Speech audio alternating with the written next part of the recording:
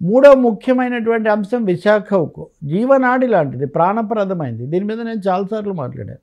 నిన్న కేంద్ర మంత్రి, సంబంధిత మంత్రి కుమారస్వామి గౌడ, పైగా ఆయన మన పక్క రాష్ట్ర ముఖ్యమంత్రి కూడా, కీలకమైన వ్యక్తి కూడా, మాజీ ప్రధాని కుమారుడు కూడా.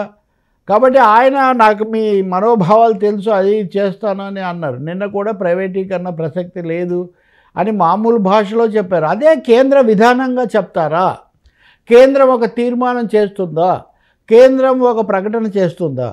కేంద్రం ప్రకటన చేసే వరకు విశాఖ ఉక్కు ప్రైవేటీకరణను మేము విరమించుకున్నాము అని కేంద్రం సుస్పష్టమైన ప్రకటన చేసే వరకు కుమారస్వామి గారు కానీ, శ్రీనివాస వర్మ గారు కానీ, మరో మంత్రి ఏం చెప్పినా వాటికి ఏమీ ప్రాధాన్యత కానీ విలువ కానీ ఉండదు. ఎందుకంటే 35,000 కోట్ల రూపాయల అప్పు విశాఖ స్టీల్ ప్లాంట్కు ఉంది.